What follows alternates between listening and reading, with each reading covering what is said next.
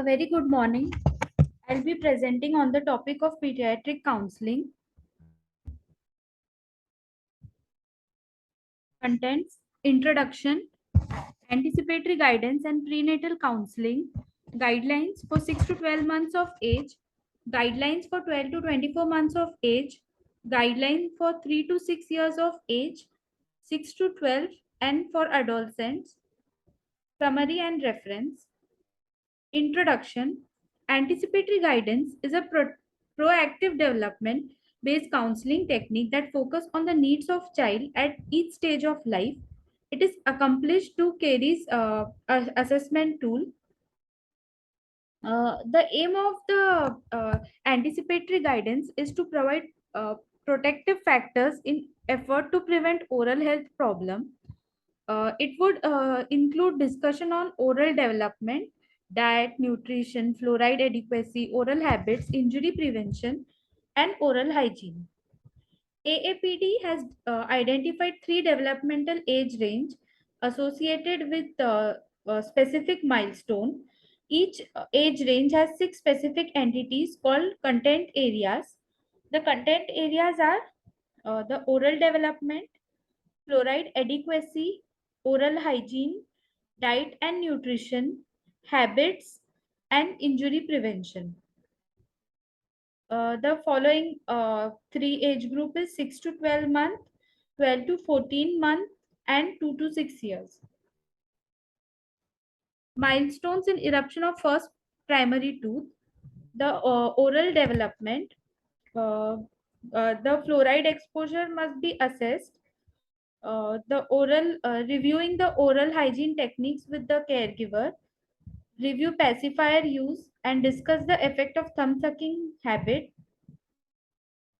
encourage at the diet and nutrition at proper age, and there must be review injury prevention, review what to do if the child has traumatic injury.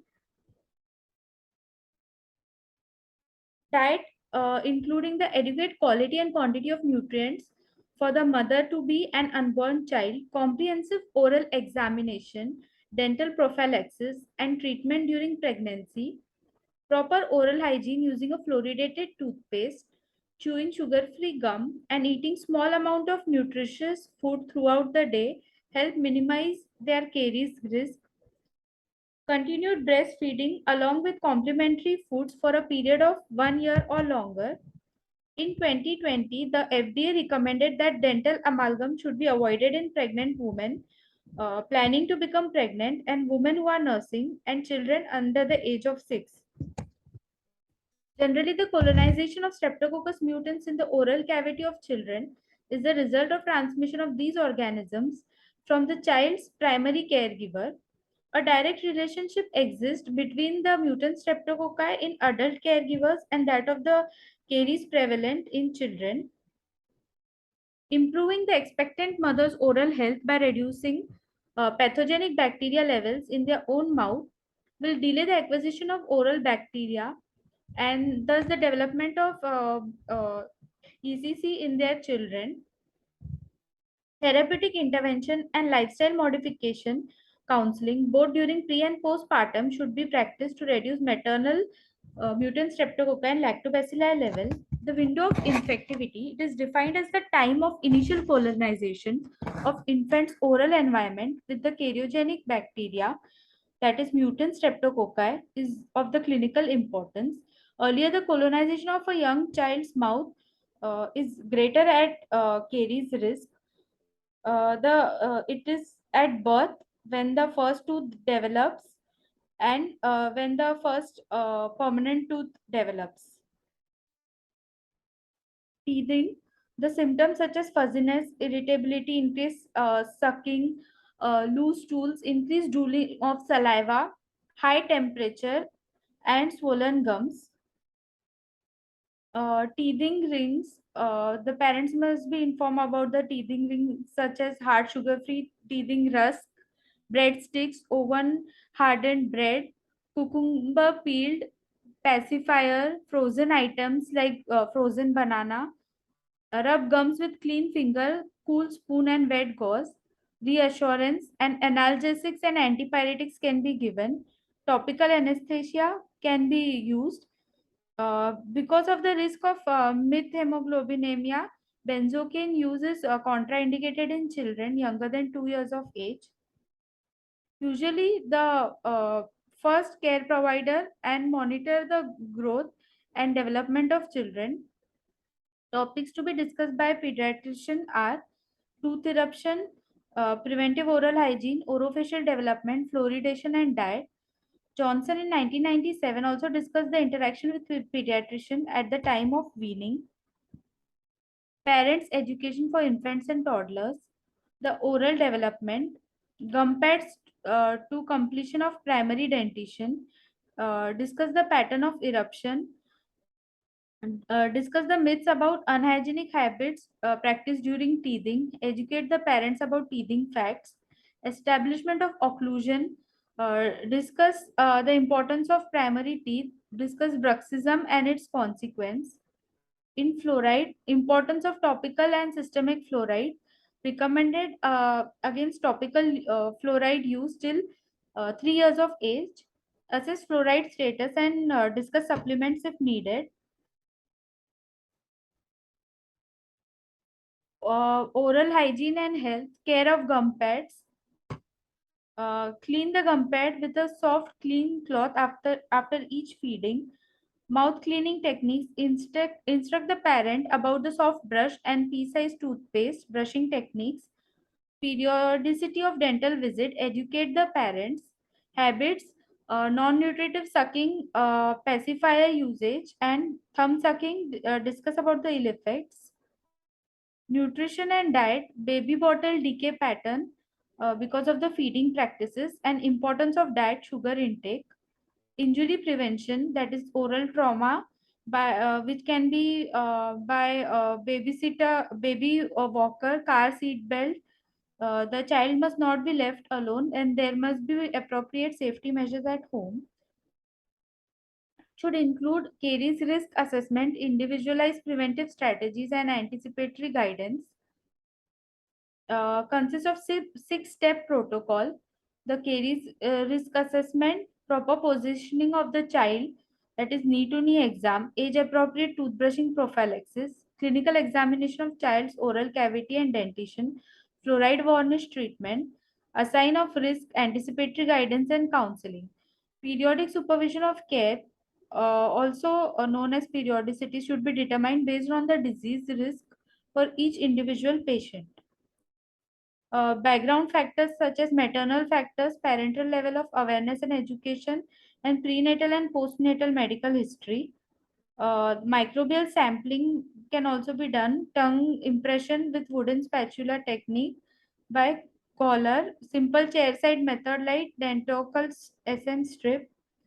For parental oral health education, they must be informed about the early childhood caries, and parent must stop the saliva sharing behavior.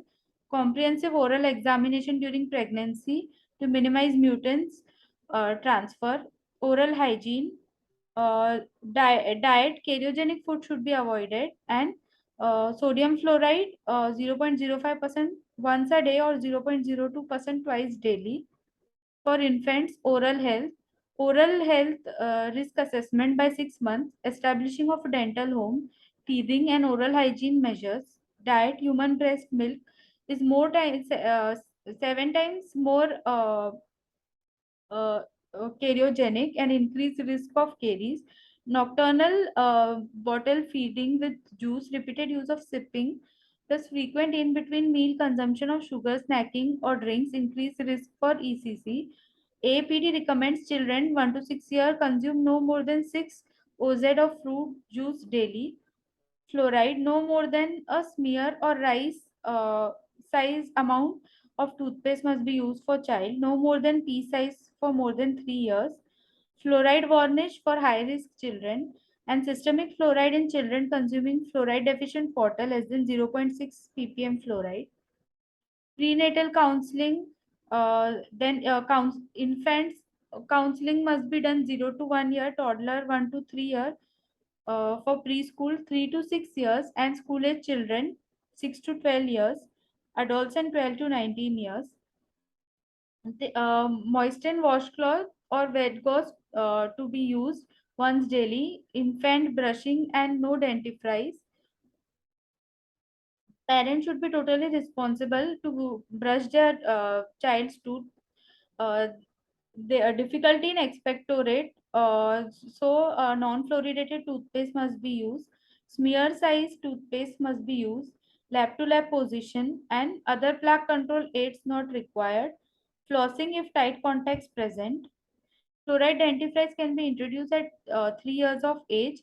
Pea-side toothpaste. Learn to expectorate. Flossing. Parents stand still behind the child.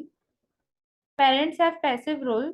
Fluoride gel and rinse. Home use small quantity chemotherapeutic plaque control agents are not recommended. Uh, in hmm, 6 years, parental involvement still needed for supervision, disclosing agent, use of mouthwash, proper health care needed, dental caries and periodontal disease prevention, fluoride gels or rinse strongly encouraged. In more than 12 years, developed skills, compliance is the major problem, poor dietary habits, hormonal changes. Parents should adapt to the child's changing personality and continue to reinforce the child for oral health care and hygiene. Oral prophylaxis, re-instruction and remotivation in plaque controlling program. Recare intervals should be personalized to individual patient's need. Education about dental treatment should be given for awareness of the patient. Prenatal care intervention program for pregnant women should be shared between dental and obstetric communities to prevent early colonization of infants' oral cavity. Caries risk assessment and age-appropriate anticipatory guidance need to be practiced by the clinicians. Coordination between dental and medical communities can ensure optimum infant oral health.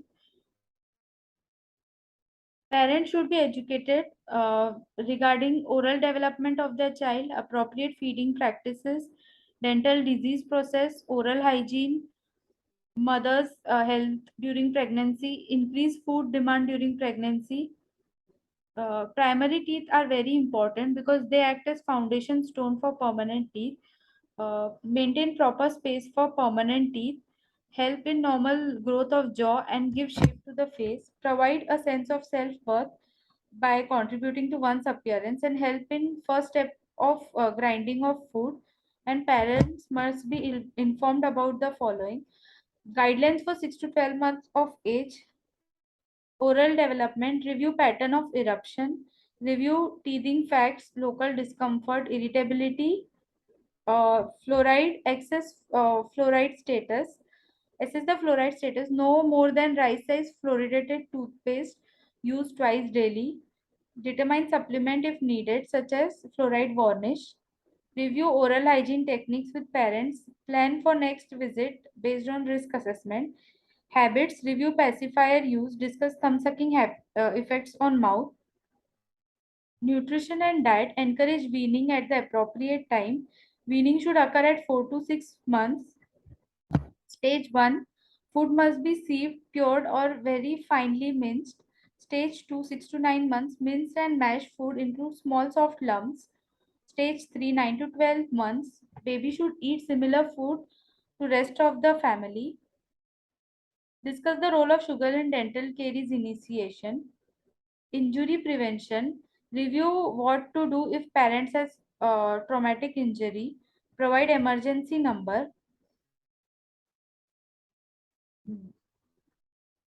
Guidance for 12 to 24 months of age. Discuss importance of space maintainer. Discuss bruxism.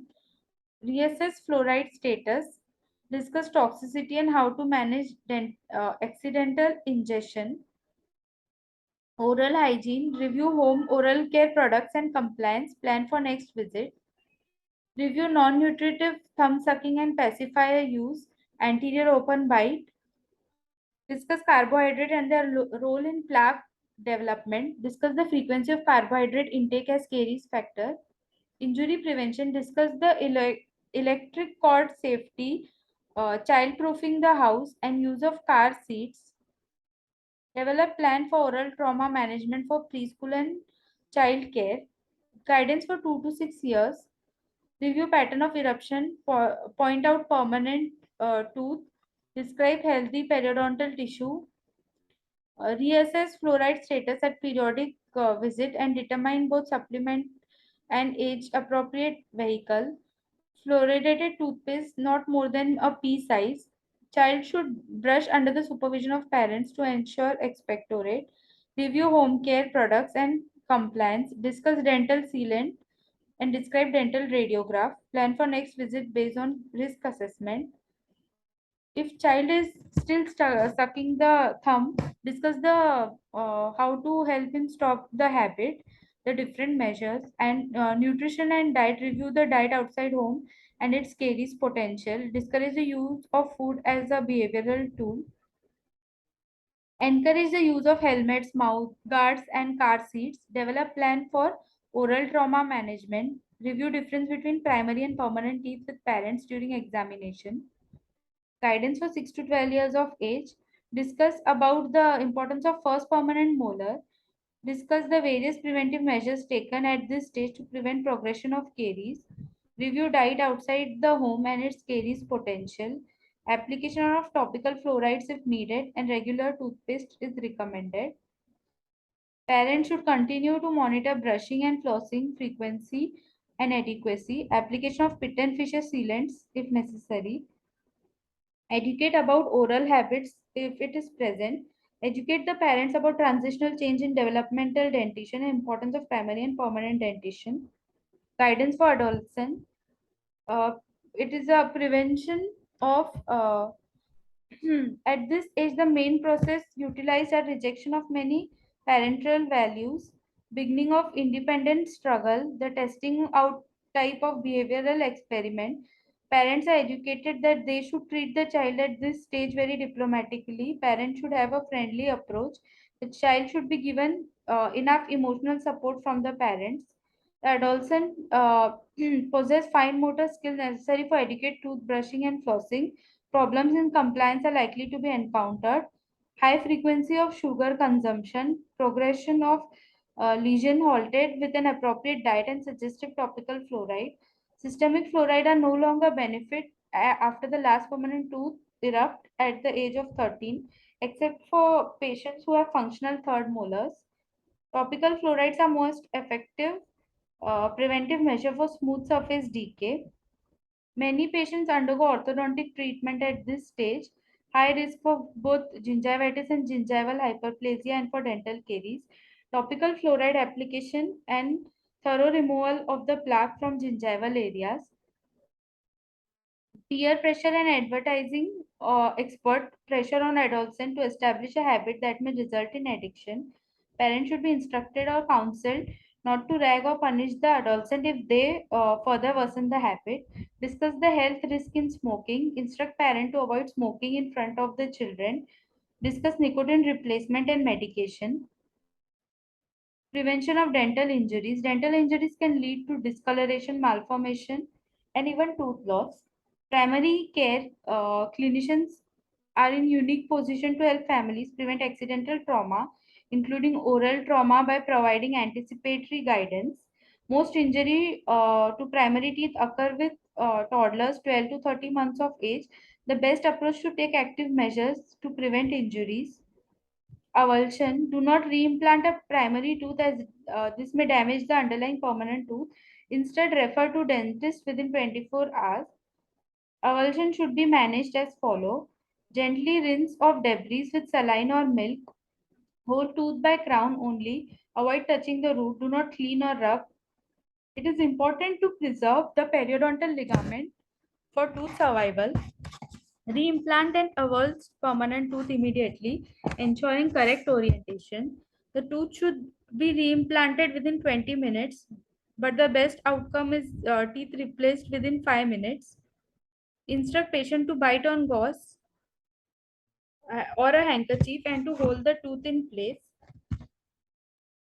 Send a dentist or maxillofacial surgeon immediately for radiographs, splinting, and antibiotic prophylaxis. If the tooth cannot be reimplanted, transport it ordered by preference in a tooth storage solution, warm milk, saline, or saliva.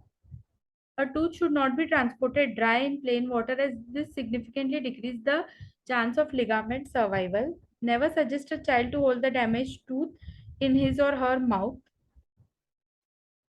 Suggestion for accidental prevention specifically related to trauma. Advise parents about the possible injury to develop from trauma if primary tooth is injured. Review and anticipate developmental milestones. Counsel about the risk of walkers. Discuss child proofing at home. Review safety measures for outdoor activities and sports.